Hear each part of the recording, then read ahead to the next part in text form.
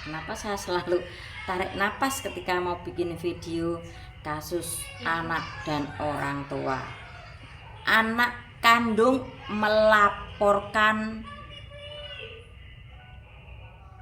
orang tua ke polisian, ke kepolisian. Ya, ceritanya seperti ini.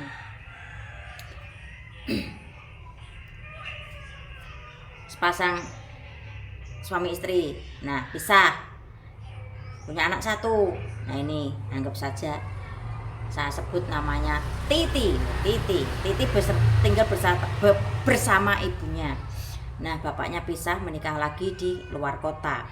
Titi ini sudah berjuang, berusaha untuk mandiri ya, untuk bisa mencukupi kebutuhan sehari-hari demi mencukupi kebutuhan sekolah juga. Nah puncaknya Titi ini HP-nya rusak. Tahu kan anak sekarang itu HP ibaratnya juga prioritas ya, karena di sekolah juga pakai HP kan ya.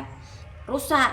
Nah tarifnya 500.000, tarif perbaikan 500.000 ya. Mungkin Titi sama ibunya ini nggak ada uang segede itu ya, mungkin kalau ada ya mungkin untuk kebutuhan lain. Nah Titi ini telepon bapaknya malah marah-marah ya. Dari dulu sudah tidak memberi nafkah, ketika intinya ki emergency, darurat, urgent lah, mintalah bantuan ke si bapak apa responnya? Malah marah-marah, bilang kamu tuh jadi anak jangan repotin orang tua, berusaha untuk mandiri. Otomatis dengar kata-kata bapak yang seperti ini, anak tentu akan marah karena sudah merasa bersabar, berkali-kali tidak meminta apapun uang dari ayahnya, hanya dalam keadaan darurat dan emergensi seperti ini minta bantuan bapaknya malah dikatain seperti itu. Siapa yang nggak marah? Pasti tentu akan marah ya, pasti anak akan sakit hati. Kenapa saya ketawa? Pengalaman pribadi saya. Nanti tak sedikit ceritain ya. Ini saya kasus yang lagi rame dulu ya. Nah anak seusia Titi ini pasti akan shock ya, karena sudah terlalu sabar menerima keadaan kehidupan yang seperti ini. Ketika darurat emergensi minta bantuan ayahnya hanya sebesar 500.000, nggak dikasih ayahnya, malah dicaci maki seperti itu. Tentu anak akan marah, mungkin jengkel, akhirnya melapor ke pihak berwajib. Karena inget ya, anak-anak sekarang itu sedikit tahu tentang hukum loh ya. Makanya bagi orang tua yang menelantarkan anak, hati-hati aja ya, ada undang-undangnya loh ya.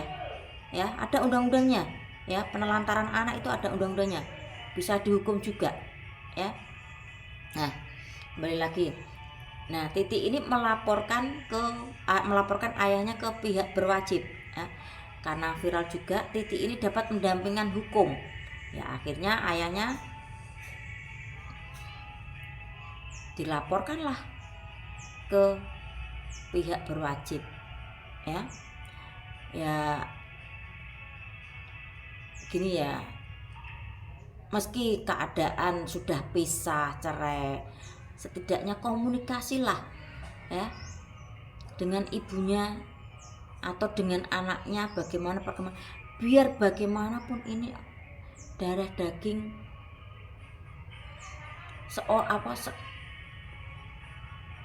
bapak dan ibu ya. Apa nggak ingat ketika di dalam kamar itu bikinnya indehoy ya, sampai melayang ke langit ketujuh ketika sudah jadi anak dibeginikan. Siapa yang nggak sakit? Anak pasti akan sakit, pasti tentu. Makanya saya sering bilang, ketika ada permasalahan antara anak dan orang tua, entah itu dengan bapaknya, entah dengan itu ibunya, pelajari dulu kronologinya, pelajari dulu permasalahannya. Habis itu lihat dulu karakter bapak dan ibunya. Mungkin kalau orang-orang biasa masih bisa ketangkep, tapi kalau public figure hati-hati. Ingat, kalau ada permasalahan antara anak dan orang tua, kalau public figure itu harus dicermati dengan baik-baik ya. Harus dibedakan di sini. Kalau orang-orang biasa, orang-orang ya seperti nggak public figure itu langsung bisa dilihat inti permasalahannya. Tapi beda cerita kalau public figure ada permasalahan anak dan orang tua. Hati-hati, jangan sampai kalian terkecoh. Apalagi orang-orang public figure yang ada ininya ya, hati-hati, perhatikan dengan teliti. Yes. Ya. Nih sedikit cerita saya. Kenapa saya ketawa kadang yo? Oh, inilah perjalanan hidup saya dulu sampai sekarang kok. Oh ya, ternyata setiap orang itu perjalanannya hidup tuh masing-masing ya. Nah, anak saya pertama, bapaknya kan sudah meninggal ketika 2010 sebelum saya dirawat di RRJ ya. 2010 suami saya meninggal dulu, terus saya baru dirawat di RRJ. Nah, anak saya ketika umur 2010 itu umur 10 tahun kan. Kenapa? Lah mbek sapa ning kono? Oh ya engko sek. Ya, ini lagi ngonten dapat laporan momongan nangis. Bentar. Nah, dari situ anak saya umur 10 tahun ya, kira-kira kelas berapa itu? 4 atau kelas 5 itu ya, kalau 10 7, 8, 9 ya, kelas 4 atau kelas 5 lah, seingat saya seperti itu. Nah, di situ saya perjuangan sendiri. Ketika masuk SMP saya biaya sendiri dengan keterbatasan ekonomi saya perjuangkan bagaimana tetap anak ini saya perjuangkan, karena ini juga tanggung jawab saya sebagai orang tua tunggal, saya perjuangkan. Nah, SMP swasta kan dulu ada SPP-nya. Nah, ketika masa-masa saya sulit itu, SMP itu kan ngambil ijazah pakai uang kan, pakai uang.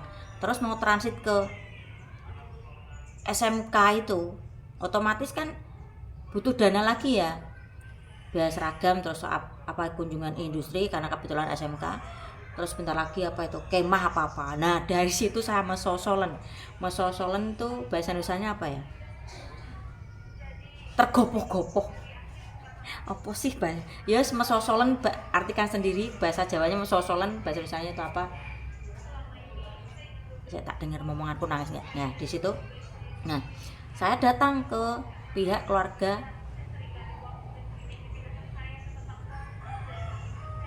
Saya cut ya, nangis.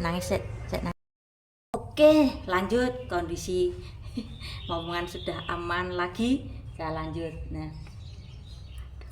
anak Kanjeng Mami kok ya enggak tambah nyampu ngosek delok. Nah, sama sosolen di situ. Nah, terus saya di situ kan masih ada bapaknya almarhum suami saya ya sudah umur lah, karena punya usaha kos-kosan, waktu itu masih punya warungan juga. Saya memberanikan diri untuk ke sana. Saya itu ya ibaratnya ya wes gak masalah, yang penting demi anak.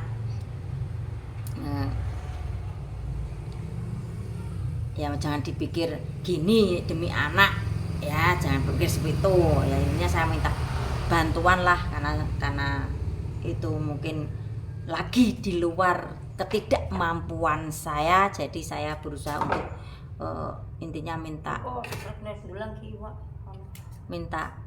rembuk sama mertua. Nah, di situ saya bilang, Bapak, saya pinjem uang 1 JT, nanti kalau saya ada saya ganti, saya bilang seperti itu. Dan respon si bapak mertua bagus, baik, nggak apa-apa, saya tahu, saya dulu juga pernah bilang sama anak pertamanya, saya kasih nama Weni aja, Wen, nanti anaknya saya sebut anak saya siapa ya, Tony ya. Si bapak mertua bilang ke Weni, anak pertamanya, Wen, Tony dibantu biayanya lah. Bapak mertua pernah bilang seperti itu, tapi ternyata nah di sini ada genagalan anak pertama si bapak mertua. Kebetulan anak saya suami almarhum sama itu anak ke-6 ya, jadi itu ragil atau anak paling terakhir ya. Nah, di situ saya diarahkan sama bapak mertua untuk ke rumah Weni ini. Coba aja datang aja ke rumah Mbak Weni, bilang si Tony suruh ngasih uang 1 juta. Dan apa yang terjadi? Ya, dari permintaan 1 jeti itu nggak langsung dikasih cash, alasannya uangnya di bank. Oke dah, si Weni bilang nanti kalau ada tak kirim ke lewat anaknya si Weni. Saya tunggu ya, saya nggak tunggu banget sih, saya juga cari solusi yang lain. Nah, setelah 2 hari anaknya datang ke rumah saya, tante ini uangnya. Saya pikir 1 jeti beneran dong ya, 1 jeti beneran. Setelah si anak Weni pulang, saya buka, ternyata hanya 5 lembar merah. Padahal si bapak sudah menyarankan untuk memberi sesuai yang saya minta ya, nggak minta, maksudnya saya pinjam. Tapi si Weni ini dengan ya akhirnya saya tahu ya, meski sering jarang komunikasi, agak jauhan ya, mungkin 3 kilo dari tempat saya. Sekarang saya paham keluar kakak dari almarhum suami saya itu seperti apa. Saya cukup tahu aja ya. Nah, dari situlah ya sisanya saya perjuangkan sendiri, dan alhamdulillah tepat di 2000 berapa ya, anak saya itu lulus SMK ya. Ya inilah pesan saya ya, anak itu ya katanya tuh buah cinta berarti buah ketika masih cinta-cintanya. Kalau sudah tidak cinta itu buah apa? Buah kuldi. Jangan seperti itulah ya. Ingat ya, dulu ada rasa sayang, rasa cinta ya, dan akhirnya terjadi seorang anak. Tapi setelah ada perpisahan seperti ini ya, saya paham dengan mungkin keadaan ekonomi yang lagi pas-pasan ya, atau mungkin lagi ekonomi sulit. Setidaknya ketika anak sudah mandiri seperti video di awal, sudah mandiri, ketika minta satu permintaan, menurut saya satu permintaan yang agak lumayan, tetap perjuangkanlah meski dalam posisi pisah ya. Beda cerita kalau sering minta, harusnya ya nggak bisa disalahkan juga kalau anak sering minta, karena sudah ada kewajiban orang tua untuk menafkahi anaknya ya.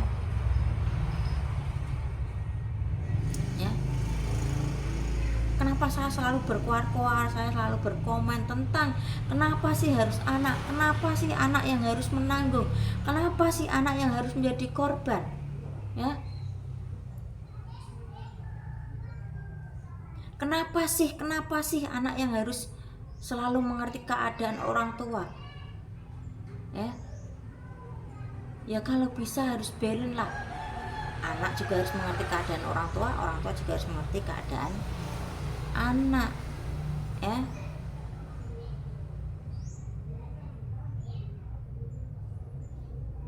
Kayak orang lagi rame ini ya, yang dipersalahkan lingkungan. Sebagai orang tua jangan menyalahkan lingkungan.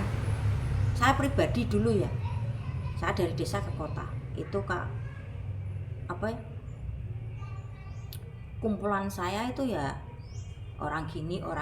Alhamdulillah saya tidak terkontaminasi, malah teman saya yang gini,